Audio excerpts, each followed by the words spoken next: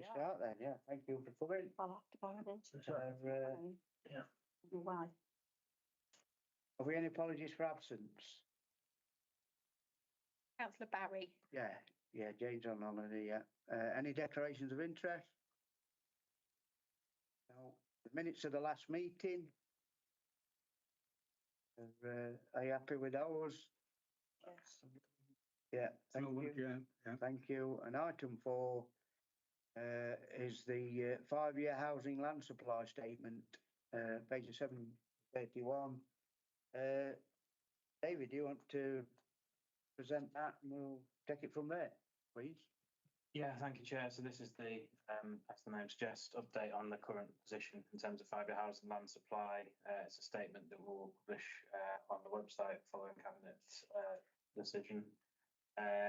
Essentially confirming that we have 5.32 year supply.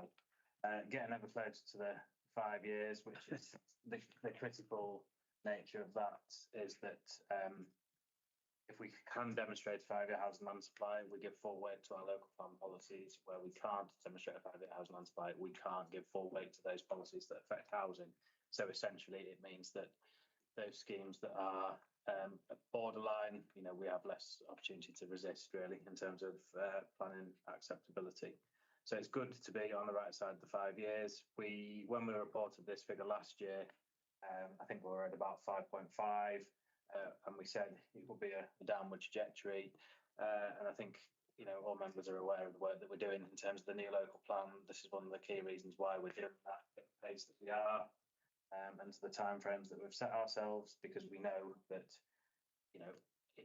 it's in a challengeable position at the moment because we're clearly only just over the line and we know the trajectory is downward. So the report does confirm the level of delivery per annum is really quite high. It's well over the 330 target in the local plan, but the point being the sites are running out. So that's why we've got the issue that we've got, and why we're taking the action we are in terms of a updated local plan.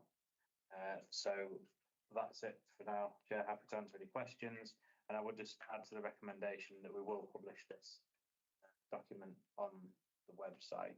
We have had an appeal decision recently, which was related to residential development of about 4 dwellings. It did touch on the 5-year housing land supply issue, but it didn't say anything conclusive about whether we had one or not. Effectively, it just said it's in the balance. Yeah. We have got an appeal that's ongoing at the moment, which is for a single dwelling, which may well make the same kind of commentary. That the 5-year housing land supply issue has been talked about as part of the appeal.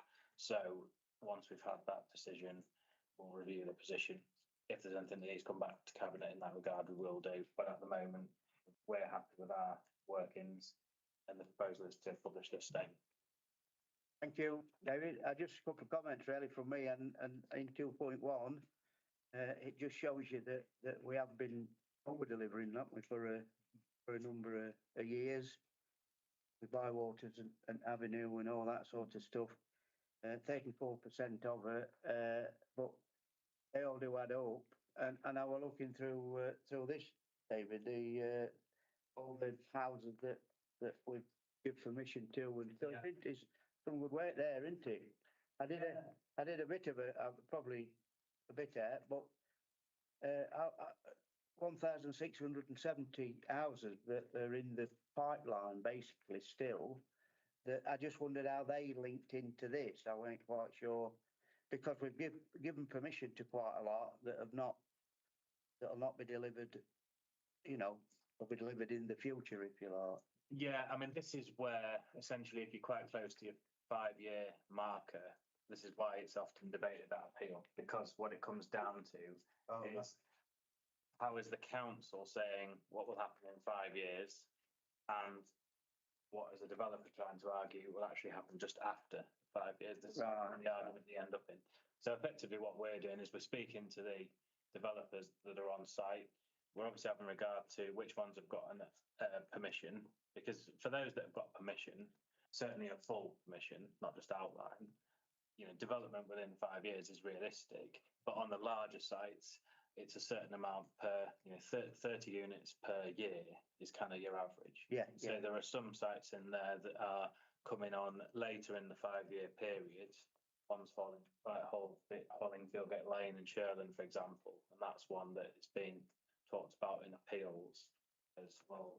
And what information have you got to say, you know, you're going to get these 60 houses in the 5-year period, and this is what you end up kind of having arguments about. But I think, you know, from my point of view, one of the positives is there's not too many sites that are really being picked over. So that shows that I think most of the information's robust. Yeah, yeah, And, you know, there'll always be interpretation about, you know, exactly how long a developer's going to take over the next 5 years because, you know, it's in the future. Yeah. There will always be some ambiguity about it. And I think it's, as I said at the start, I think it's the nature of being in a position where we're close to the 5 year. You know, if we could demonstrate an 8-year supply of housing, I don't think people will be poring over the details of one site. But this Yeah. is the nature. well, developers can question that basically. Yes. Because you just that little bit over 5 year, Yeah. and they then say, well, you actually have. If there's slippage and Yeah. if there's any kind of factors that suggest that we're possibly being optimistic. But like I say, I think the robustness of the figures is there, and that there's not many sites that are being really picked over. And the current appeal that's ongoing is an inquiry. This issue hasn't been dealt with by cross-examination, but it is being looked into pretty heavily, and it's basically come down to 4 sites. So I think, you know, overall, I'm fairly confident in our position. If we need to update it, we'll update it. But and that is the position. We know that at some point we'll lose the supply on the current trajectory, Yeah. but you know, we're taking significant action to deal with that. Yeah. So that's Yeah, and hence the local plan review Correct. and all Correct. that business. Yeah.